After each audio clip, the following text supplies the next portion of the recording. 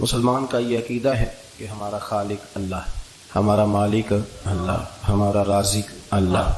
جب یہ ساری چیزیں، ساری عطائیں، ساری نعمتیں اللہ کی ہیں تو پھر مسلمان کی ساری توجہ بھی اللہ ہی کی جانب ہونی چاہیے۔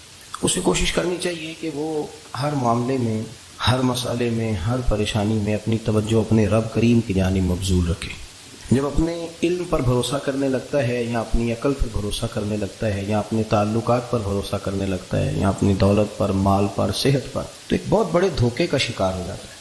اور انسان جب انسانوں پر بھروسہ کرنے لگتا ہے تو پھر اللہ تعالیٰ اسے بعض اوقات انسانوں کے سپرد کر دیتا ہے، انسانوں کے سپرد۔ اور بہت سارے ایسے لوگ بھی ہوتے ہیں جو رب کریم کو بھولتے ہیں اور وہ اپنی ساری توجہ انسانوں کی طرف، دنیا کی طرف، دنیا داروں کی طرف کر لیتے ہیں۔ تو اللہ تعالیٰ فرماتا ہے پھر میں انہیں یہ سزا دیتا ہوں کہ وہ مجھے بھولنے نکلے تھے تو میں نے انہیں ان کا اپنا آپ بھی بھلا دیا، اپنا آپ بھی۔ سورہ حشر کو دیکھیے گا، فرمایا وَلَا تَكُونُوا كَالَّذِينَ نَسُوا اللَّهَ فَأَنسَاهُمْ أَنفُسَهُمْ۔ ان لوگوں کی طرح نہ ہو جانا جنہوں نے اللہ کو بھلا دیا تو اللہ نے پھر انہیں ان کا اپنا آپ بھی بھلا دیا، انہیں اپنی بھی ہوش نہیں رہی۔ وہ ایسے مسائل میں گھر گئے، وہ ایسی آزمائشوں میں الجھ گئے، وہ ایسی دنیا داری کے اندر الجھے کہ انہیں اپنا بھی پتہ نہ چلا۔ اب تو ڈھونڈتا پھرتا ہوں اقبال اپنے ہی آپ کو، اب تو ڈھونڈتا پھرتا ہوں اقبال اپنے آپ کو، آپ ہی گویا مسافر، آپ ہی منزل ہوں میں۔ جب انسان خدا فراموش ہوتا ہے تو خود فراموش ہو جاتا ہے۔ ہمارا بڑے زمانے سے تقیہ ہے، کبھی امریکہ پر، کبھی یورپ پر، کبھی برطانیہ پر، کبھی مالداروں پر، کبھی اسلحے والوں پر۔ اس کا نقصان یہ ہوا کہ اپنا کوئی وجود نہیں رہا، اپنا کوئی نظریہ نہیں رہا، اپنی کوئی سوچ نہیں رہی۔ ایسے محسوس ہوتا ہے کہ کوئی منشور نہیں، کوئی دستور نہیں، لگام منہ میں ہے اور اس کا سرا کسی کے ہاتھ میں ہے، وہ جدھر چاہتا ہے ہمیں گھما لیتا ہے۔ اللہ فرماتے ہیں یوں نہ ہو جانا کہ تم رب کو بھلا دو اور پھر تمہیں اپنا آپ بھی بھول جائے۔ اولئک ھم الفاسقون، فرمایا یہ وہ لوگ ہیں جو نافرمان ہیں اللہ، یہ نافرمان ہے۔ جب یہ نظریہ بن گیا، جب یہ ذہن بن گیا کہ پیدا اللہ نے کیا ہے، دینا اللہ نے ہے، عطا کرنے والا اللہ ہے، نوازنے والا اللہ، تو پھر ساری توجہ دنیا داروں کی طرف رکھنا، میں اللہ والوں کی طرف توجہ رکھنے کا قائل ہوں، میں وہ سمجھتا ہوں، ہم اس چیز کے قائل ہیں، لیکن وہ بھی کوئی آستاندہ ہے کہ جہاں حق مرشد کا نعرہ تو بڑا لگے پر رب کا نام ہی نہ سننے کو ملے۔ یہ بھی کوئی بات ہوئی کہ جہاں یہ تو نعرہ زور سے لگے کہ جیوے جیوے مرشد جیوے، لیکن استغفار کا درس ہی نہ ملے۔ جہاں ہر وقت یہ بتایا جائے کہ یہاں آ گئے تو بچ گئے، کیسے بچیں گے؟ میرے رسول پاک علیہ السلام کا دروازہ سب سے بڑا دروازہ ہے، حضور کا دروازہ سب سے بڑا دروازہ ہے، لیکن میرے دوستو یاد رکھنا، نبی پاک علیہ السلام نے بھی لوگوں کو جب رستہ دکھایا ہے تو رب کریم کا رستہ دکھایا ہے، اللہ کا رستہ دکھایا، اللہ کریم کا رستہ دکھایا، لوگوں رب کی طرف توجہ کرائی۔ میرے رسول کریم سید عالم صلی اللہ تعالی علیہ وسلم نے لوگوں کی اللہ کی جانب توجہ کرائی اور لوگوں سے یہ کہا کہ وہ اپنے رب کریم کی جانب اپنا ذہن رکھیں، اپنی توجہ اپنے اللہ کی جانب مبذول کریں۔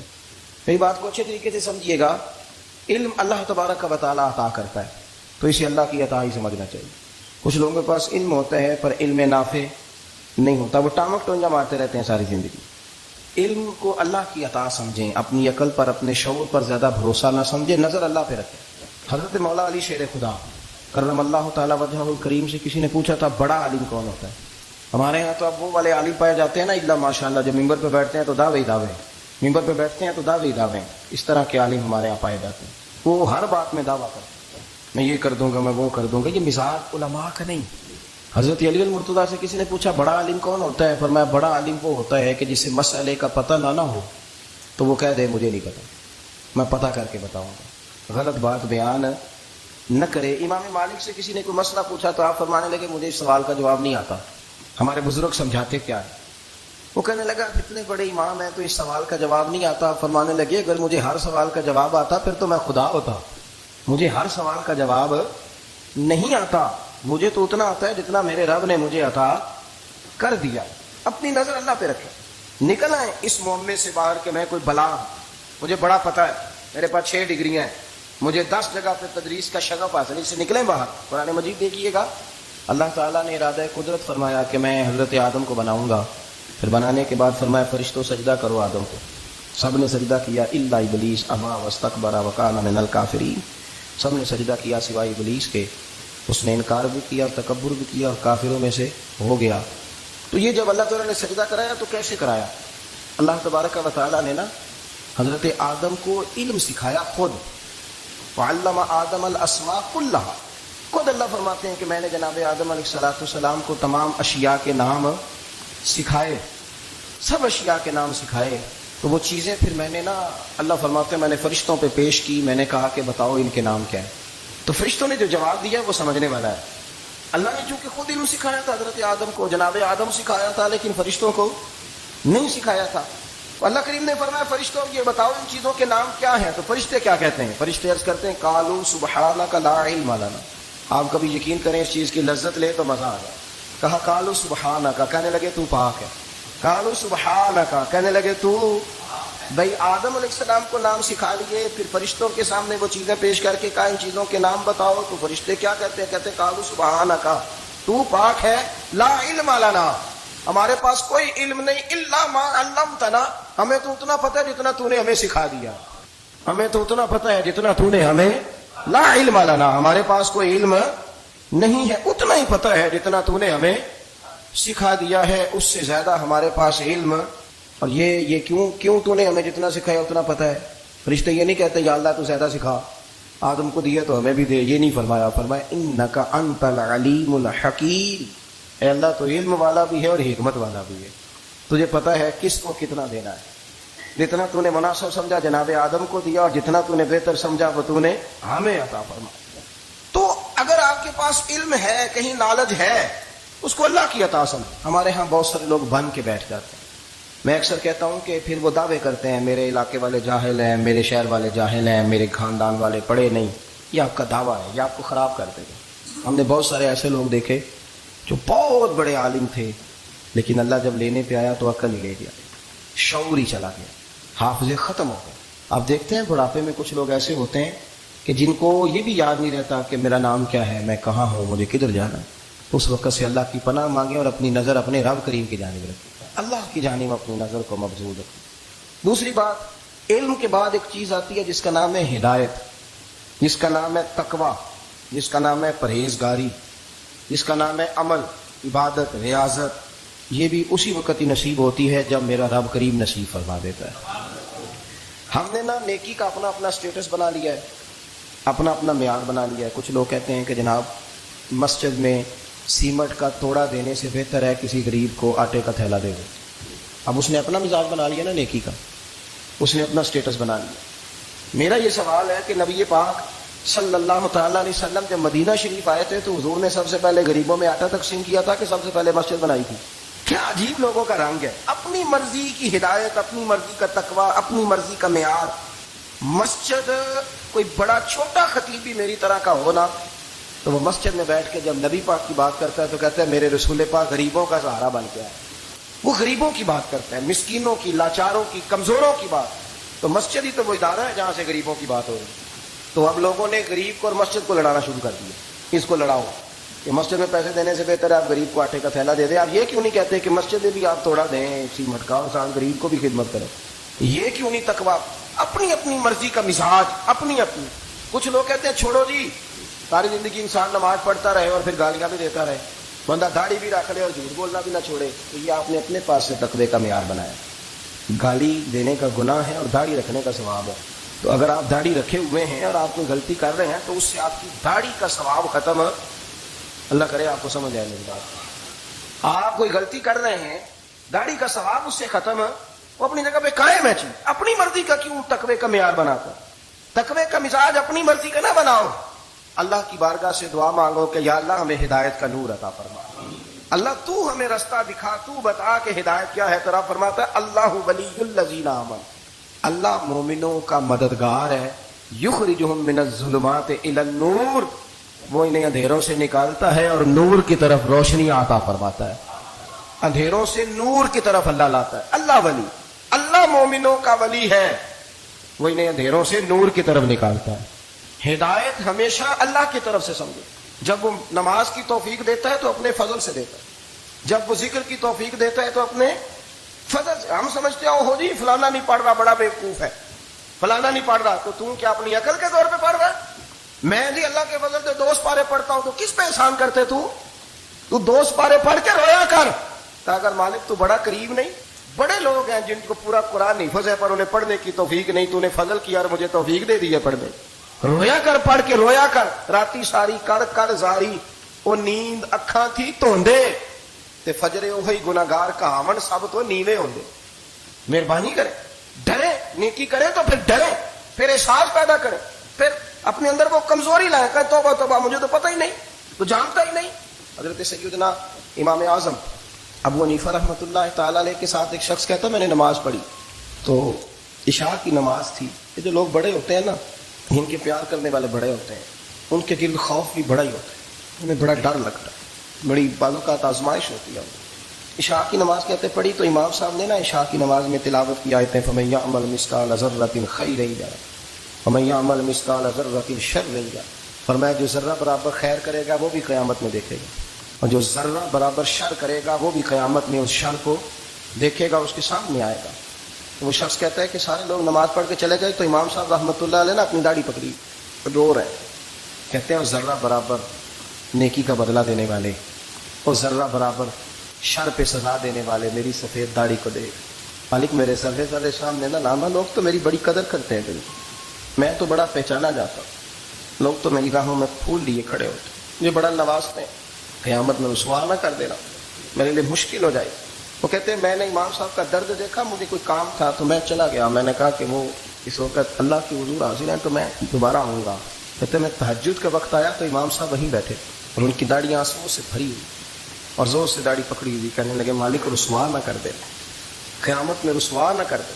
تو یار جو ہدایت یافتہ لوگ تھے وہ تو ڈرے ہوئے تھے, وہ تو سہمے ہوئے, وہ تو کہتے تھے یہ اس کا فضل نہیں, اس نے بلا لیا, یہ اس کا کرم نہیں.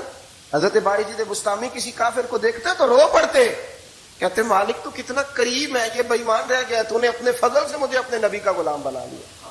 وہ رو پڑ. یہاں تو لوگوں کا دعویٰ ہی بڑا ہے. نمازی اللہ خیر فرمائے وہ تو دوسروں کو گھورتا ہے, وہ کہتا ہے جنت کا میں مالک کو کنجیاں میرے پاس ہے, میں کسی اور کو گھسنے نہیں دوں گا. اور اگر 2-3 حج کر لے تو پھر تو وہ کہتا ہے کہ میرے سے پوچھ کے لوگ جنت میں جائیں گے معاذ. اور اگر وہ 2-4-5-7 دفعہ کوئی نفل پڑھ لے تو پھر وہ کہتا ہے چھوڑیں جی سارے لوگ بے عمل ہیں, میں اکیلا نہیں. نہ ایسا کریں, اپنی توجہ اپنے رب پہ رکھیں, اپنی توجہ اپنے معین الملت والدین عطائے رسول ہند الولی غریب نواز خواجہ معین الدین چشتی حضرت خواجہ اجمیر شاہ اجمیر والی ہندوستان. آخری عمر میں نا سارا دن روتے گزر جاتا, ساری رات روتے گزر جاتا, ذرا سی کوئی بات کرتا تو رو پڑتے, آنکھیں آنسوں سے بھری رہتی. اور کئی دفعہ اپنے بھی پریشان ہو جاتے ہیں نا کہ یار تو ایک بات کی جان نہیں چھوڑ رہا. تو خواجہ قطب الدین صاحب بختیار کاکی سے لوگوں نے کہا کہ آپ مرشد سے بات کریں, اتنا بھی تو نہیں ہونا چاہیے, ہر وقت اس کے آنسو کی کریے. عاشق دا کام ہی رونا توڑا تے بنا رونا نہیں منظوری. یہ عاشق سدا ہی روندا رہتا ہے, پاویں وصل ہوئے تے پاویں دوری, ہر وقت رونے کا کیا مطلب ہے. تو خواجہ قطب صاحب کہتے ہیں میں قریب گیا تو میں نے پیر دبائے, میں نے کہا سونیا لوگ تو کچھ بھی نہیں کرتے, تو نے تو کمال کر دیا. 90 لاکھ آدمی مسلمان کر دیا, دنیا کچھ نہیں کرتی. تو نے 50 سال ساری رات مسلح پہ بیٹھ کے رب راضی کیا. تو شہزادہ تھا, حضور کی اولاد تھا, لیکن معین الدین تیرا ایک پلاٹ بھی نہیں. تو نے طالب علم پالے, تو نے غریبوں کو دیا, تو نے نوازا, کوئی شے نہیں تیرے پاس, ہر چیز تو نے. ساری رات روتے ہو, سارا دن روتے ہو. تو خواجہ قطب الدین صاحب کہتے ہیں میں نے جب عرض کیا تو خواجہ صاحب مجھے گلے لگا لی, چیخ مار کے روئے. کہنے لگے قطب الدین پتر داڑھی سفید ہو گئی, جانے کا وقت آ گیا. جو تو نے نیکیاں گنوائی ہیں وہ ہیں صحیح میرے پاس, پر یار کی بارگاہ میں پیش کرنے کے قابل ایک بھی نہیں. تو بارگاہ تو دیکھ کتنی بڑی ہے, رسول کریم کی بارگاہ میں پیش کرنے کے قابل ان میں سے ایک بھی نہیں. تو آستانہ دیکھ کتنا بڑا ہے, کیا پیش کروں گا, کیا عرض کروں گا حضور کی بارگاہ میں, کس طرح. وہ یار جو بڑے تھے وہ تو ڈرے ہوئے, سہمے ہوئے تھے, وہ تو بڑی آزمائش میں تھے. لیکن میرا اور آپ کا رٹا 2 نمازیں پڑھ کے 6 نمازوں کا دعویٰ کرنا اور لمبی چوڑی کہانیاں بنانا اور اپنے منہ سے اپنی تعریفیں کرنا, اس سے تھوڑا باہر آئے. رزق بھی میرا اللہ ہی دیتا ہے, علم بھی اللہ دیتا ہے, رزق بھی. بڑے بڑے فقیروں کو مالدار ہوتے دیکھا, بڑے بڑے مالداروں کو فقیر ہوتے, بڑے بڑے. میرا ایک بڑا سخی قسم کا سجن ہے, بڑا پیارا ہے, میں اسے سخی مانتا ہوں. میں نے اپنی پریشانیوں کے دنوں میں بھی اس شخص کو سخی دیکھا. ایک دن رات کو مجھے ٹیلی فون کر کے کہنے لگا کدھر ہو. میں نے کہا میں گھر ہوں. انہیں اکثر سفر میں ہوتے ہو نا. میں نے کہا طبیعت کیسی ہے, ٹھیک ہے, بس حال چال پوچھنا تھا. میں نے سمجھائی, انہوں نے کہا یار یہ کوئی مسئلہ ہے, ورنہ رات کے 2 بجے کوئی حال پوچھنے کو فون تو نہیں نہ کرتا. کوئی مطلب ایسا تو مسئلہ نہیں نا. تو میں نے بیک کال کی, میں نے کہا یار میری بات سن, مسئلہ کیا؟ کہ نہیں کچھ نہیں دل کر رہا تھا. میں نے کہا میری گل سن, رہے اسی 4-5 سال کٹھے, میں تین جاننا, اصل بات کر. کہنے لگا مکان بھی بڑا ہے, سارا کچھ ٹھیک ہے, پر وہ بڑے بے نیاز ہے. کچھ حالات اس قسم کے آ گئے ہیں کہ لوگوں کو بتاؤں بھی تو لوگ ماننے کو تیار نہیں. زیادہ نہیں, مجھے نا تھوڑے سے پیسوں کی ضرورت ہے, کوئی 15-20 ہزار اگر مل جائیں میری ضرورت. آپ یقین کریں میں روتا رہا ساری رات. میں نے کہا مہربانہ تیرا کس طرح کرانگا, اس سے لے کے زمانہ استعمال کرتا تھا, پر بے پرواہی ویخ نہ سجڑ دی, جتھے کسے بھی پیش نہ جاوے انہیں تاجاں والے در در ہو لے تے منگتے ہیں تخت بٹھا دے. سجنا کسی کو کارا مل گئی, کوئی کعبے او خالی آوے, واللہ خیر الرازقین. فقط تو دائیں بائیں نہ جا, رزق تو تجھے میں دوں گا, میں ہوں بہتر رزق دینے والا. بڑے بڑے بادشاہ, بڑے بڑے شہنشاہ, بڑے بڑے لوگ ہاتھوں میں کاسے, فقیریاں. ام ربیعہ کہا کرتی تھیں, بڑی نیک اور صالح خاتون تھیں. وہ کہتی ہیں کہ میں نا بڑے امیر آدمی کی بیوی تھی, اپنے شوہر کے ساتھ چھت پہ بیٹھی تھی تو نیچے فقیر مانگنے والا آیا. اس نے بڑے درد سے صدا کی تو میں نے اپنے شوہر سے کہا کچھ دینے کا دفع کر, ان لوگوں نے دھندا بنایا ہوا ہے. کہتی میں میکے سے بھی بڑا مال لے کے آئی تھی, میرے ماں باپ بڑے امیر تھے, تو میں نے نا چوری اپنے خامہ سے نظر بچا کے باتھ روم جانے کے بہانے گئی اور نیچے جا کے 5 دینار میں نے اس فقیر کی ہتھیلی پہ رکھے.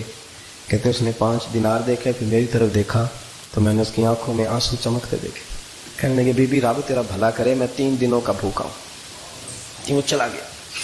میں گھر آ گئی, جب باہر آئی تو میرا شوہر کہنے لگا تو اتنی اب اتنی تو تیز ہو گئی ہے اور تو اتنی خود مختار ہو گئی ہے, میرے بغیر پوچھے مال خرچ کرے گی, جا تجھے 3 طلاقیں.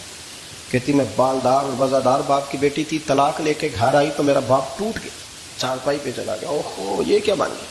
کتنی بڑی تکلیف رہی. 1-2 سال کے بعد میرے ابا نے میری شادی کر دی. اب جس شوہر کے پاس گئی وہ بڑا نیک تھا, پرہیزگار تھا, اللہ نے بہترین صلہ دیا. کتنی چھت پہ بیٹھی تھی, دروازے پہ فقیر آیا, میں نے شوہر سے کہا کچھ دے دو. کہنے لگا 5 نہ دینا, 15 دینا, 20 دینا, میں فقیر ہوں, میں نے فقر سے دولت دیکھی ہے, اسے خالی نہ لوٹانا. کہتی ہے کہ میں نیچے گئی اور جب میں نے اس کی طرف دینار بڑھائے تو میری چیخ نکلی, پیسے پھینک کے میں بے ہوش ہو کے گری. میرا شوہر نے آ کے اٹھایا, اندر لے گیا, پانی منہ پہ چھڑکا. کہنے لگا تجھے کیا ہوا؟ کہنے لگی یہ جو مانگنے آیا یہ میرا پہلا شوہر تھا, وہی تھا جو کہتا تھا کہ تو 5 دینار دے آئیے, جا تجھے 3 طلاقیں. پڑھو نا حدیث پاک. میرے نبی پاک علیہ السلام نے فرمایا ایک بندہ گنجا تھا. گنجا کوئی ترتیب آگے پیچھے ہو جائے تو مفہوم کے لحاظ سے, لیکن میں مفہوم اس کا واضح کرتا ہوں. ایک گنجا تھا, کوئی شے نہیں تھی, سر پہ بال بھی نہیں تھے, رویا کرتا تھا. اللہ تعالیٰ نے فرشتے کو بھیجا, تجھے کیا چاہیے؟ تو کہنے لگا بال آ جائے اور تھوڑا مال آ جائے. فرشتے نے ہاتھ پھیرا تو بال بھی آ گئے تو بکریاں بھی آ گئیں, لائنیں لگ گئیں, مال ہی مال ہو. دوسرے کے پاس گیا, وہ کوڑا تھا, اس کو جا کے کہا کیا چاہیے؟ کہنے لگا شفا ہو جائے اور کچھ اللہ تعالیٰ آسانی کر دے. شفا بھی ہو گئی, گائیں بھی دے دی, بھینسیں بھی دے دی, مال ہی مال ہو. پھر ایک کے پاس گیا, وہ اندھا تھا, تجھے کیا چاہیے؟ اس نے کہا آنکھیں ملنے اور کچھ ساتھ اللہ مال دے دے. اونٹ ہی اونٹ ہو گئے. جب بڑا نواز دیا تو پھر مالک نے امتحان لینے کا ارادہ کیا. یاری تیری سونا ہے پر آزمائشاں بھی تیریاں آگ, آزمائشاں تیریاں, صحیح کہہ رہا ہوں, آزمائشاں تیریاں, یاری تیری سونا ہے پر آزمائشاں تیریاں, یہ سونا پرکھیا جاؤں دائی پہلو نہ لگاں دے لگ. اللہ نے فرمایا آزمائش کرو. سب سے پہلے گنجے کے پاس آئے, اسے کہا اللہ کے رستے میں کچھ دیکھنے لگا, میرے خرچے ہی بڑے, دیکھو تو صحیح کتنی مشکل میں وقت گزارتا ہوں, حال ہی کوئی نہیں. اس نے کہا میں نے تو سنا تو گنجا اور بھوکا ننگا تھا. کہنے لگا میں تو جب بھی پوچھتی رہی سے اعظم ہوں, تو یہ کس پاگل نے کہا ہے بھاگ جا. اس نے کہا اچھا جیسے تو تھا ویسے ہی ہو جائے. کھیت کھلیان اجڑ گئے, پھر سے گنجا ہو گیا. حضور علیہ السلام فرمانے لگے, پھر وہ اس کے پاس گیا جو کوڑا تھا, اسے کہا کچھ دے. کہنے لگا خرچے ہی بڑے. اب پوچھ لیں کسی امیر آدمی سے, کہے گا چکی کے نیچے ہاتھ ہے میرا, میرے سے زیادہ تو پریشان بندہ ہی کوئی نہیں. کیا بتاؤں آپ کو, اتنا ٹیکس ہے, اتنا جرمانہ ہے, فلانی شے ہے, بڑا کچھ گنواتے ہیں لوگ. اس نے کہا میں نے تو سنا تو پہلے کوڑا تھا. اس نے کہا اچھا دوڑ جا, میں تو رئیس اعظم ہوں, دادا بھی پردادا بھی اور ساری نسل ہی. اس نے کہا اچھا جیسے تو تھا ویسے ہی ہو جائے. پھر وہ گیا اندھے کے پاس اور جا کے کہا اللہ کے نام پہ کچھ دے. تو کہنے لگا رب کے نام پہ؟ یہ کھڑے ہیں اونٹ, جتنے تیرے دل کرے لے جا. اس نے کہا کیا مانا اس بات کا؟ کہنے لگا یار تجھے کیا بتاؤں, میں تو اندھا تھا, میں نے تو کبھی دنیا دیکھی نہیں تھی. پھر اس کریم نے فضل کیا تو مجھے بڑا کچھ دکھایا. میں کیا بتاؤں, میرا دل کر رہا ہے کہہ دوں کہ. پھر اس نے کعبہ دکھایا, پھر اس نے روضہ رسول دکھایا, پھر اس نے ریاض الجنہ کے سجدے دکھائے, پھر اس نے اپنے محبوب کے دروازے کی رونقیں دکھائیں. اس نے بڑا کچھ دیا, اس نے بڑا نوازا. میرے پاس تو شاید میں بدکار پرانا آدم, کسے در ملی نہ ٹوئی. واسف یار نے نظر جو کی تھی پھر واسف ہی ہوئی. یہ تو اس کا کرم ہوا. تو یہ وہ کہنے لگا تو اللہ کے نام پہ جان مانگ, میں وہ بھی دینے کو تیار. میرے پاس تو شے کوئی نہیں تھی, مجھے تو اپنا پتہ ہے, میں تو کوئی شے نہیں تھا, کچھ نہیں تھا میرے پاس. یہ تو ان کا کرم ہے کہ روخ ان کا ادھر ہے. اور مختصر سی میری کہانی ہے, یہ جو بھی ہے ان کی مہربانی ہے. تو وہ کہنے لگا میں بھی کچھ لینے نہیں آیا تھا, تیری آزمائش ہی کرنے آیا تھا. تیری عزتیں بھی سلامت رہیں گی, تیرا مال بھی سلامت رہے گا, تیری شفا بھی. اپنی زندگی میں کبھی بھی اللہ کی بارگاہ سے توجہ ادھر ادھر نہ کریں. چھوڑیں لوگ کیا کر رہے ہیں, دنیا کیا کہہ رہے ہیں, کبھی بھی اپنی توجہ دائیں. ہمارا یہ مسئلہ بن گیا کہ ہماری سیاست ہے, ہماری دنیا داری ہے, ہم بندوں کو راضی کرنا چاہتے ہیں. ہم دیکھتے ہیں کون کس طرح, اور آپ یقین کریں آپ تھک جائیں گے, بندے راضی نہیں ہوں گے, وہ نہیں راضی ہوتے. آپ ان کو منا کے لائیں گے تو ادھر والے نکل جائیں گے, ادھر کو منائیں گے تو ادھر والے نکل جائیں گے. اس چکر سے باہر آئیں, اس رب کو راضی کریں جو فرماتا ہے ان الذین آمنوا وعملوا الصالحات سیجعل لهم الرحمن ودا. فرمایا تو ایمان لانے کے بعد نیک عمل کر, میں لوگوں کے دلوں میں تیری محبت پیدا کر دوں. رحمان لوگوں کے دلوں میں محبت ڈال دے گا, اللہ لوگوں کے دلوں میں. اپنی نظر ہمیشہ اپنے رب پہ رکھیں. اتنی لمبی چوڑی دنیا داروں سے امیدیں نہ وابستہ کریں. میں نے دیکھا ہے لوگ کاسا لیسی کرتے ہیں, کبھی اس کے دروازے پہ کبھی اس کے دروازے پہ. ان چکروں سے باہر آئیں اور اپنے رب کی بارگاہ کی طرف توجہ کریں. استغفار شوق سے پڑھا کریں. اور اکیلے میں اکیلے میں حضرت رئیس المتکلمین مولانا نقی علی خان صاحب رحمۃ اللہ نے لکھا ہے کہ فرعون 500 سال حکومت کر گیا. یہاں تو 5 سال کی حکومت کی پیر لڑکھڑاتے ہیں, 500 سال. فرماتے اصل وجہ یہ تھی کہ دنیا جب سو جاتی تھی نا تو اوپر چادر لے کے تو مسلح پہ بیٹھ جاتا تھا, اور ہاتھ باندھ کے کہتا تھا رب تو ہی ہے, میرا پردہ نہ کھولنا, مالک تو ہی ہے, کرم نوازی کرنا, میری پکڑ نہ کرنا. وہ بےمان ہو کے اگر 500 سال ہاتھ باندھے تو گزارا کر لیتا ہے, تو ایماندار ہے. پر مسئلہ یہ ہے کہ تو رات کو بکل مار کے ہاتھ نہیں نہ باندھتا, تو منت نہیں کرتا, تو استغفار نہیں کرتا. توبہ کریں تو بچے رہیں. وہ اتنی لمبی حکومت کر گیا چونکہ رات کو کہتا تھا مالک رب تو ہی ہے, لیکن مہربانی فرما, میری پکڑ نہ فرما, تو اللہ نے تو اس کو مہلت دی. تو میرے عزیز, جب سب سے بڑھ کر وہ دیتا ہے, سب سے زیادہ نوازتا ہے, سب سے زیادہ پیار کرتا ہے, تو پھر وہ فرماتا ہے یا ایھا الذین آمنوا اذکروا اللہ ذکرا کثیرا, اے ایمان والو اپنے رب کا کثرت کے ساتھ ذکر کرو. آپ دیکھیں نا حضور مہینوں جا کے غار حرا میں بیٹھتے, کیا وہاں تبلیغ کرتے تھے, کوئی کتاب لکھتے تھے؟ رسول کریم علیہ السلام مہینہ رہتے غار حرا میں, کوئی نہ مجھے دیکھے, کوئی نہ مجھے ملے. حضور یہاں کیا ہے, فرمایا میں اپنے رب کی عبادت کروں گا. نبی کریم علیہ السلام نے سجدوں کے ساتھ پتھروں اور پہاڑوں کو آباد کر دیا, سجدوں کے ساتھ. آپ کا سجدہ آپ کو بہت ساری چیزوں سے چھڑا لیتا ہے, یہ بہت ساری جگہوں سے جھکنے سے بچا لیتا ہے. صوفیاء اولیاء یہ کیا کرتے تھے, سجدے کا ذوق ہی تو پیدا کرتے تھے. سجدے کا ذوق شاہ عبدالعزیز دباغ رحمۃ اللہ تعالیٰ علیہ اپنے مریدوں سے فرمایا کرتے تھے کہ اگر تم پکے نمازی بن جاؤ نا, تہجد گزار ہو جاؤ, تو میرے پاس آنا جانا چھوڑ دینا. اور اس کی حضور کیوں؟ فرمایا میں تمہارے اور رب رسول کے راستے میں رکاوٹ نہیں بننا چاہتا, اور میرا مقصود ہے تمہیں وہاں تک پہنچانا. جب پہنچ گئے تو پھر میری ضرورت ختم ہو گئی. ہاں کبھی وسوس آئے, شک پیدا ہو, تکلیف ہو تو آنا, ورنہ میں نہیں چاہتا کہ میں رکاوٹ بنا رہوں. تم اللہ کرو, اس مالک کو راضی کرو. میرے رسول پاک علیہ وسلم نے فرمایا بندہ اللہ کے سب سے قریب اس وقت ہوتا ہے جب وہ سجدے کی حالت میں ہوتا ہے. کس کے قریب ہوتا ہے؟ اللہ کے سب سے قریب ہوتا ہے. وہ بڑا نیڑے ہے رب کے, بڑا قریب ہے, اس لیے کہ وہ حالت ہے سجدہ. وہ جب سجدے کرتا ہے نا, اس کی بارگاہ میں جب جھک جاتا ہے. آپ ذرا سجدے کی کیفیت دیکھیں نا, زبان بھی یہاں ہے, آنکھ بھی یہاں ہے, کان بھی, عقل بھی ساری, اس نے سارا کچھ رکھ دیا سجدے. آپ وہ کبھی پیچھے جائیں تو دیہاتوں میں کہا جاتا تھا ناک سے لکیریں نکالو, بہت بڑی سزا ہوتی تھی نا, ناک سے لکیریں نکالو, بڑی سزا ہوتی تھی. تو اس نے کہا مالک مجھے کسی نے کہا نہیں, پر دیکھنا میں نے رکھ دی ساری عقل سجدے میں, اور رکھ کے کہا کیا سبحان ربی یا اللہ میں پست ہوں تو اعلیٰ, اللہ تو میرا رب ہے اور تو سب سے اعلیٰ.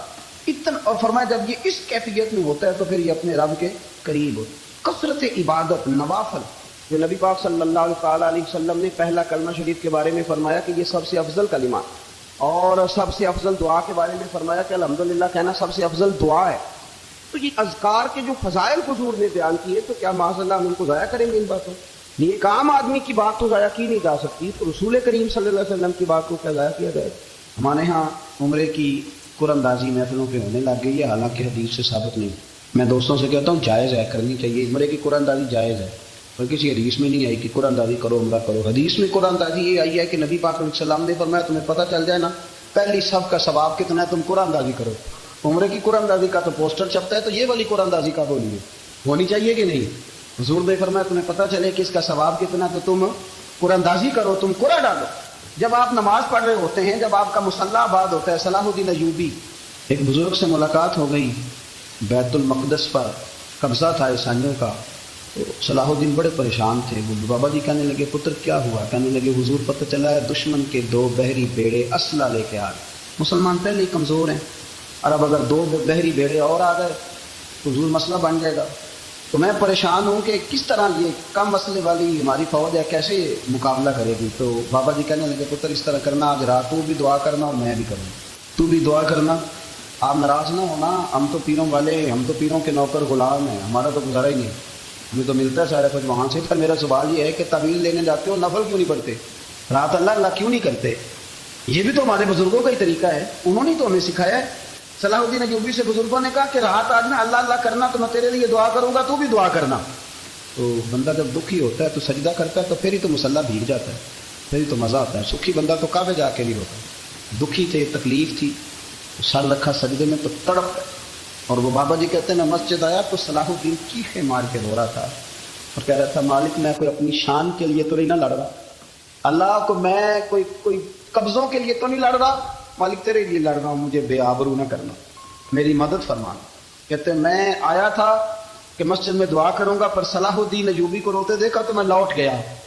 تو سویرے صلاح الدین ملے تو بڑے خوش تھے، میں نے کہا پتر کیا ہوا؟ کہنے لگے حضور وہ بحری بیڑے 2 آ رہے تھے نا اسلحہ لے کے، دونوں ڈوب گئے، پانی میں ڈوب گئے۔ تو بابا جی کہنے لگے صلاح الدین وہ پانی میں نہیں ڈوبے، وہ تیرے آنسوؤں میں ڈوب گئے، وہ غرق ہو گئے، وہ جو تو نے مصلی بات کیا تو وہ تیرے آنسوؤں میں ڈوب گئے، وہ غرق ہو گئے، وہ تباہ اتنے قیمتی تھے تیرے آنسو کے بہا لے گئے دشمن کے بحری بیڑوں کو۔ میرے بھائی ٹھیک ہو گیا، میرے عزیز سمجھ لیں اس بات کو ہمیشہ کے لیے، اور اس پر غور کرنے اچھے طریقے سے کہ میرے رسول کریم سید عالم صلی اللہ علیہ وسلم نے نا ہماری توجہ دلائی، حضور نے ہمیں بتلایا، ہمارا ذوق بڑھایا عبادت کی طرف۔ ایک صحابی تھے حضرت ابو فاطمہ رضی اللہ تعالیٰ عنہ، یہ ترمذی شریف کی حدیث ہے، نبی پاک علیہ السلام نے فرمایا ابو فاطمہ قیامت کے دن مجھ سے جلدی ملنا چاہتے ہو کہ دیر کے ساتھ؟ تو کہنے لگے حضور کون ہوگا جو دیر سے ملنا چاہے، ہم نے تو جان دے دی وعدہ دیدار کا۔ اعلیٰ حضرت فرماتے ہیں جان دے دی وعدہ اور نقد اپنا دام ہو ہی جائے گا، مجھے لگتا ہے کہ یہ سودا نقد و نقد ہو جانا ہے، کیونکہ ہم نے جان دے دی وعدہ دیدار پر۔ آپ نے وعدہ کیا تھا کہ مریں گے تو پھر زیارت ہوگی، تو مر گئے ہم زیارت کی خاطر، جان دے دی وعدہ دیدار پر، تو نقد اپنا دام ہو ہی جائے گا۔ اے رضا ہر کام کا ایک وقت ہے، دل کو بھی آرام ہو ہی جائے گا۔ تو حضرت ابو فاطمہ رضی اللہ تعالیٰ عنہ سے نبی پاک صلی اللہ علیہ وسلم نے فرمایا جلدی ملنا چاہتے ہو کہ دیر سے؟ اس کی حضور فٹافٹ ملنا ہے، میں نے قیامت کے دن آپ سے جلدی ملنا ہے۔ تو نبی پاک علیہ السلام نے فرمایا پھر اس طرح کرنا، دنیا میں رہ کے سجدے زیادہ کرنا، پھر سجدے زیادہ کرنا، قیامت میں ملاقات جلدی ہو جائے، قرب ملے گا۔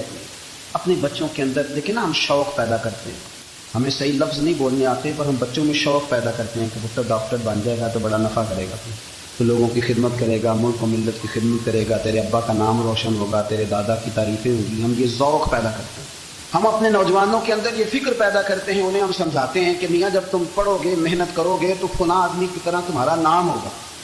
یہ جتنا ذوق ہم بچوں کے اندر ان چیزوں کا پیدا کرتے، ہمیں حکم ہے کسی طرح ہم ذوق پیدا کریں کہ پتر نماز پڑھے گا تو اللہ راضی ہو جائے، تو سجدہ کرے گا۔ دیکھیں نا میرے رسول کریم علیہ السلام نے فرمایا 7 سال کے بچے کو مسجد لے کے جاؤ، یعنی اسے شوق دلاؤ، اس کے اندر یہ خاصیت پیدا کرو کہ اس کا دل کرے مسجد میں جانے، اس کے اندر یہ خصوصیات لاؤ کہ وہ ہمارے ہاں نا ہر چیز کو پروموٹ کیا جا رہا ہے، ہر چیز یعنی سر سنگیت سکھانے کے لیے اکیڈمیاں بن گئی ہیں، ہر شے پروموٹ ہو رہی ہے، عبادت کا جذبہ کم ہوتا ہے، اللہ اللہ کا ذوق ہمارے اندر نہیں رہا۔ اور اتنا مشکل ہم نے اپنے لیے بنا لیا ہے کہ وہ بندہ جو بڑی زبردست مذہبی گفتگو کر رہا اور تگڑی بات کر رہا، کیا بات ہے، لیکن نماز کے بارے میں کمزوری دکھا جاتا ہے، نوافل کے بارے میں وہ چپکے سے نکل جاتا ہے۔ امام احمد بن حنبل رحمۃ اللہ تعالیٰ علیہ، مسند امام احمد بن حنبل 14 جلدوں میں ہے مارکیٹ میں، اور مجھے تو خیر پسند ہی پڑی ہے، ہم نے کئی دفعہ پڑھی ہے، اور کیا بات ہے امام احمد بن حنبل، کیسے تگڑے قسم کے محدث تھے اور اللہ نے کتنا انہیں اعزاز عطا فرمایا ہوا ہے. یہ کوڑے بھی کھاتے تھے دن کی کھاتا، سارا کرتا لہو سے باہر بھی جایا کرتا ہے. بڑا اعزاز والا شخص تھے، بڑے اعزاز والے. حدیثیں جمع کرنا، حدیثیں لکھنا، حدیث پڑھانا، سارا دن رہتے تھے. کہہ سکتے تھے کہ میں کر تو رہا ہوں کام، اور حدیث بھی موجود ہے کہ عالم عابد سے افضل ہوتا ہے، پر اس کے باوجود امام احمد بن حنبل رحمۃ اللہ علیہ 300 نفل فرض نمازوں کے علاوہ پڑھا کرتے تھے. 300 نوافل روز پڑھا کرتے تھے. ان کے بیٹے نے کہا جی مکان خریدنا ہے تو وہ جگہ کہاں کر کے لوں، بہت ساری آبادیاں. تو فرمایا پتر وہاں لینا جہاں مسجد قریب ہو. میرے رسول کریم سید عالم صلی اللہ علیہ وسلم اتنا پسند کرتے مسجد کو، اتنا پسند کرتے نماز کو کہ رسول کریم صلی اللہ علیہ وسلم تہجد کی نماز بھی پڑھتے، پھر حضور فجر کی نماز بھی پڑھتے. نبی پاک وتر کو الگ کر کے پڑھتے، عشاء کے ساتھ نہیں پڑھتے. یہ تو ہم اس لیے اجازت دی ہمارے بزرگوں نے کہ بعد میں اٹھے گا کون علیحدہ وتر پڑھنے کے لیے. عشاء کے ساتھ پڑھ لیں. وتر پڑھتے، تہجد پڑھتے، فجر پڑھتے، اشراق پڑھتے، چاٹ پڑھتے، مغرب کی نماز کے بعد 6 رکعت اوابین پڑھتے، پھر رات کو صلاۃ اللیل پڑھتے. سیدہ عائشہ صدیقہ کہتی ہیں زمانہ سو جاتا اور میرے رسول مصلی بچھا کے کھڑے ہو جاتے. او یار کھیتی باڑی کر کے نہیں، محنت مزدوری کر کے نہیں. جناب عائشہ کہتی ہیں میں یہ بھی دیکھتی کہ حضور ایک آیت شروع کرتے تو ساری رات اسی کو پڑھتے، اور میری نظر جاتی تو قدم مبارک پہ ورم آ جاتا. یار نماز پڑھ اتنی مشقت کر کے، اتنی جد و جہد کر ورم آ گیا. یا رسول اللہ اتنی محنت کیوں کرتے ہو؟ فرمایا فلا اکون عبدا شکورا، کیا میں اپنے رب کا شکر گزار بندہ نہ بنوں؟ صحابہ کا ذوق عبادتوں کا، ریاضتوں کا، تلاوتوں کا، طبیعت ہے ان کی. وہ ایک دوسرے کو، حضرت مولا علی شیر خدا کرم اللہ تعالیٰ وجہہ کریم کے زمانے میں روم کے بادشاہ نے کہا یار یہ مسلمانوں کا پتہ تو کرو، یہ آخر کیوں اتنے زیادہ مجاہد ہیں. اس زمانے میں جاسوس بھیجنے کا مزاج تھا. اب تو جاسوس پکڑا جاتا ہے، اب تو جاسوس ہے، اور جاسوسی کا شوق ویسے آج بھی ہے.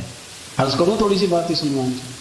پتہ کیا ہمارا مسئلہ ہے؟ ہم جہاں جاتے ہیں نا وہاں تھوڑی خوشبو سونگنے کی کوشش کرتے ہیں. وہ کیا ہے تو یہ کیا ہے تو ادھر کیا ہے تو تھوڑا سا ادھر کیا ہے. میرے رسول پاک پڑھیے درود شریف، سارے پڑھیے ذرا زور سے صلی اللہ تعالی. نبی پاک علیہ السلام نے فرمایا جاسوسی نہ کرنا ورنہ تم بندوں کو خراب کر دو. اور فرمایا اس طرح نہ ہو کہ تم کسی کے آپ کھول دو نکل تو تمہارے پہلے کھول جائیں. یہ جو ذوق ہے نا یہ ختم کریں، چھوڑیں. مطلب آپ کس چکر میں پڑے ہوئے؟ اتنی زیادہ توجہ کرنے کی کیا ضرورت؟ یہ کام سے کام رکھیں. اس میں بندہ تھوڑا سا نا آسان رہتا ہے. یہ جو بہت زیادہ ٹٹولنے والے لوگ ہوتے ہیں نا وہ بیچارے پھر عمر ٹٹولتے ہی گزار دیتے ہیں، اس لیے کہ مزاج ہی بہت پکا ہے. گولی کا منہ کھول کے اندر تک ہاتھ ڈالنا تو پھر کئی دفعہ سامنے سے پچھو بھی لڑ جاتا ہے، خرابی ہوتی. تو جاسوسی کی جاتی تھی. اس نے بھی جاسوس بھیجے کیونکہ قبیلوں کے لوگ تھے، کچھ مسلم کچھ کافر، پہچانے نہیں جاتے تھے لوگ. تو کچھ لوگ اس نے بھیجے، انہوں نے آ کے نا تحقیق کی، ریسرچ کری کہ آخر ماجرا کیا ہے. تو واپس جا کے انہوں نے رپورٹ دی نا روم کے بادشاہ کو. اس رپورٹ کا ایک جملہ بڑا شاندار ہے. وہ کہنے لگا بادشاہ ہمیں مسلمانوں کی کوئی سمجھ نہیں آئی، ہمیں کوئی سمجھ نہیں آئی. انہوں نے کہا کیوں نہیں سمجھ آئی؟ کہنے لگے یار عجیب بندے ہیں، جب رات مسلح پہ بیٹھتے ہیں تو یوں لگتا ہے ان کا دنیا سے رشتہ ہی کوئی نہیں، کوئی کسی کو نہیں جانتا. کوئی اپنے دکھ سنا کے رو رہا ہے، کوئی اپنی بات کر کے رو رہا ہے. لگتا ہے کہ ان کا کوئی رشتہ ہے ہی نہیں جب مسلح پہ بیٹھتے ہیں. اور فرمایا جب سویرے یہ جہاد کرنے نکلتے ہیں تو لگتا ہے ان سے زیادہ دلیر ہی کوئی نہیں. حالانکہ جو مسلحوں پہ رونے دھونے کے لوگ ہوتے ہیں وہ کئی دفعہ جہاد میں کام نہیں کرتے، لیکن عجیب لوگ ہیں کہ رات کے راہب ہیں، دن کے مجاہد ہیں، کوئی سمجھ نہیں آتا. میرے عزیز ان لوگوں نے مسلح آباد کر کے رکھا، تلاوتیں ان کا ذوق رہی، منظر روز پڑھنا، اسباق پڑھنا، وظائف پڑھنا، یہ ان کا ذوق رہا. اعلیٰ حضرت بریلوی رحمت اللہ نے 1000 کتاب لکھی ہے، لیکن الوظیفۃ الکریمہ کے نام سے جو وہ صبح و شام وظائف پڑھتے تھے وہ الگ انہوں نے ان کو بیان کیا، پابندی کے ساتھ اپنی اللہ اللہ کرتے. شیخ شہاب الدین سہروردی رحمۃ اللہ علیہ اس پر ایک بندے نے اعتراض کیا. اس نے کہا جی آپ کس قسم کے صوفی ہیں، مرید بیٹھے ہیں اور آپ وہاں نفل پڑھ رہے ہیں. تو بڑا مسئلہ ہوتا ہے نا، جو بندہ ملنے آتا ہے وہ اپنے ٹائم کے حساب سے آتا ہے، اور اس کا یہ بھی خیال ہوتا ہے کہ پیر صاحب جو ہیں وہ چونکہ درویش ہیں تو نہ انہیں روٹی کھانی چاہیے نہ سونا چاہیے، چونکہ وہ درویش ہیں، اور ہم چونکہ درویشوں کے ماننے والے ہیں لہذا ہمارا یہ طریقہ ہونا چاہیے کہ جیسے ہم کہیں درویش ویسے ہی کر جائے. حالانکہ جس کو ہم درویش کہیں گے آپ اس کی مانیں گے، آپ منوائیں گے نہیں، تمہارا مزاج ہوتا ہے. شیخ شہاب الدین پر لوگوں نے اعتراض کی، حضور لوگ ملنے آئے ہیں، زیارت کرنے آئے ہیں، یہ بندے دعا کرانے آئے ہیں، اللہ اللہ کرانے آئے اور آپ نفل پڑھ رہے ہیں، کیا جملہ ہے، کیا حسن ہے، کیا خوبصورتی ہے. فرمانے لگے رب رسول سے مانگنے کے لیے مصلی بچھایا ہے، اگر وہاں سے مانگوں گا نہیں تو تمہیں دوں گا کیا؟ پہلے مجھے کچھ لے تو لینے دو، اگر میرے پلے کچھ ہے ہوگی تو آگے دوں گا نا. تو میں مانگنے گیا تھا کہ یا اللہ دے، تیرے بندے لینے آئے دے، تو میں کچھ لوں گا تو آگے دوں گا نا. لیکن ہمارا یہ سٹیٹس، یہ مزاج، یہ شعور نہیں ہے، گپیں، کہانیاں، داستانیں، گفتگو، خطابت، واز، کیا بات. لیکن اگر کچھ کرنے کا کام ہو تو وہ نہیں ہم سے ہوتا. میرے نبی کریم علیہ الصلوۃ والسلام نے مصلی سے دل لگانے کا درس دیا. حضور نے توجہ دلائی. صحابہ اس ذوق کے حامل لوگ تھے، وہ کوشش کرتے تھے. جناب صدیق اکبر رضی اللہ تعالیٰ عنہ کا عبادت کا مزاج ہمیشہ قائم رہا. حضرت عمر فاروق ساری رات اللہ کے حضور کھڑے رہے. حضرت عثمان غنی رضی اللہ تعالیٰ عنہ عشاء کی نماز پڑھ کے 2 رکعتوں کی نیت باندھتے تھے. 15 سپارے پہلی رکعت میں پڑھ دیتے اور 15 سپارے قرآن مجید کے دوسری رکعت میں پڑھ دیتے. آپ نے نا حضرت عمر فاروق کے وصال کے بعد ان کی ایک بیوہ سے نکاح کیا. حضرت عثمان غنی نے نکاح کیا. وہ خاتون آپ کے نکاح میں آئی تو عرض کرنے لگی امیر المومنین میرے لیے اعزاز تو بہت ہے کہ میں امیر المومنین کی بیوہ تھی تو امیر المومنین کی منکوحہ ہو گئی ہوں، لیکن حضور نہ تو میں جوان ہوں کہ میرے اندر رغبت ہوتی اور نہ میں اب اس قابل ہوں کہ کوئی خدمت کر سکوں.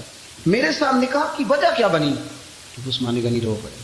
فرمانے لگے میں نے عمر فاروق کو مسجد میں اپنے رب سے ڈرتے ہوئے دیکھا، میں نے اسے روتے ہوئے دیکھا، عدل کرتے دیکھا، انصاف کرتے دیکھا، امت کی خیر خواہی کرتے دیکھا.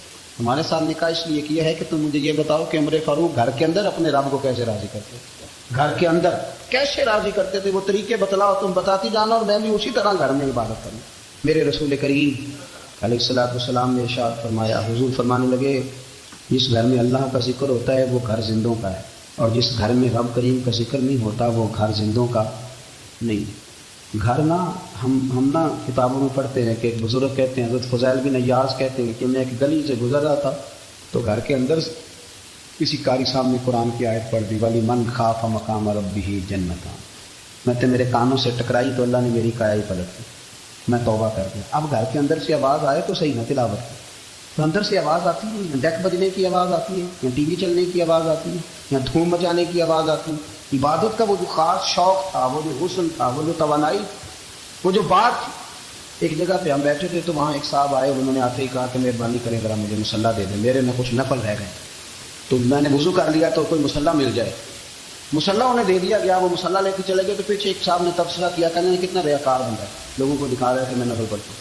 ہے کو بات کرنے والی. میں نے اسے کہا، میں نے کہا تم مہربانی کرنا اس طرح کی ریاکاری تو بھی کر، پکڑ مصلی اور جا تو بھی تھوڑی ریاکاری کر کے آ. اٹھ ذرا شکر کر. کو یہ ریاکار بھی ملا ہے، کوئی نفل پڑھ کے ریاکاری کر رہا ہے. اللہ کا میں کہتا ہوں کو پڑھے تو صحیح نہیں یار، یہ کوئی دور ہے نفل پڑھنے کا، اس میں تو لوگوں کا مزاج ہی نہیں، طبیعت ہی نہیں. میں نے کہا چل مہربانی کر یہ لے مصلی اور تو بھی جا تھوڑی بھی کاریا ریاکاری کرو تو صحیح نا. مزاج ہی نہیں. ذوق. جمعے کی نماز پڑھ کے یوں دنیا بھاگتی ہے، او ہو پتہ نہیں کون سی پیچھے آگ تھی جو بجھائی جائے. اور آج تک لوگ مسئلہ پوچھ رہے ہیں کہ جمعے کی بعد والی سنتیں کتنی ہوتی ہیں. میں نے کہا کتنے سال ہو گئے جمعہ پڑھتے، کتنے سال ہو گئے، ابھی تک سنتوں کا نہیں پتا. ابھی تک نہیں علم کے پہلے کتنی رکھتے ہیں، بعد میں کتنی رکھتے ہیں. فجر کی سنتیں کب پڑھنی چاہیے، سنو فجر کی سنتوں کے بارے. میرے رسول کریم سید عالم صلی اللہ تعالیٰ علیہ وسلم سے ایک صحابی نے پوچھا تھا، حضور میری فجر کی سنتیں رہ گئیں یا رہ جاتی ہیں تو حکم کیا ہے، کیا انداز ہے حضور کا. بخاری مسلم کے لفظ سنو. حضور سید عالم صلی اللہ علیہ وسلم فرمانے لگے، اس نے کیا پوچھا تھا، حضور جواب کر دیتے. فرمایا فجر کی سنتیں کبھی نہ چھوڑنا، فجر کی پہلی 2 سنتیں کبھی نہ چھوڑنا. یا رسول اللہ صلی اللہ تعالیٰ علیہ وسلم میری رہ گئی ہیں، رہ جاتی ہیں. فرمایا فجر کی 2 سنتیں نہ چھوڑنا. فرمایا فجر کی پہلی 2 سنتیں مجھے دنیا اور دنیا کے اندر جو کچھ ہے وہ سب سے زیادہ پیاری ہے. فجر کی 2 سنتیں دنیا اور دنیا میں جو کچھ ہے مجھے وہ سب سے زیادہ پیاری ہے. مختلف صورتوں کے نا مختلف فضائل نبی پاک نے بیان فرمائے. حضرت علی المرتضیٰ شیر خدا رضی اللہ تعالیٰ عنہ فرماتے کہ نبی پاک علیہ السلام نے فرمایا ہر چیز کی ایک دلہن ہوتی ہے. دلہن بیوی کے معنوں میں نہیں، دلہن سجی ہوئی چیز کو کہتے ہیں. عرب کے اندر دلہن ہے سجی. فرمایا ہر چیز کی ایک دلہن ہوتی ہے. تو فرمایا قرآن کی دلہن سورہ رحمان ہے، یہ سجی ہوئی صورت ہے یہ نا. اور اللہ بار بار کہتا ہے، بار بار فبأي آلاء ربكما تكذبان. اور انسان تو اپنے رب کی کون کون سی نعمت کو جھٹلائے گا. پلٹ کے دیکھ تو صحیح، تو اپنے آپ کو دیکھ لے، اپنی آنکھیں ہی دیکھ لے، اپنا گھر ہی دیکھ لے. تو غور تو کرنا ذرا. یہ نا بہت سارے لوگوں کو بڑی دشواری ہوتی ہے، وہ ہر وقت ہاتھ میں رومال پکڑے رہتے ہیں، کہتے ہیں جی میرے منہ سے نا کئی دفعہ قطرہ نکل جاتا ہے تھوک کا تو کسی کے منہ پہ پڑ جاتا ہے. میں ایک تحقیق دیکھ رہا تھا کہ جو لبلبا ہے نا آپ کی زبان کے نیچے، اگر زبان خشک ہو جائے تو کسی کھانے کا مزہ ہی نہ آئے. ڈاکٹر کہتے ہیں کہ اتنی قیمتی چیز ہے یہ جو آپ کی زبان تار رہتی ہے کہ یہ سارے ذائقے جو ہیں یہ آپ کو دیتی ہے. اگر کبھی زبان پک جائے نا تو اچھی طرح پکی ہوئی چیزیں بھی مزہ کوئی نہیں دیتی، بلکہ جلتی رہتی ہے ہر شے۔ اللہ نے جو بنایا ہے نا، جہاں بنایا ہے، کمال ہی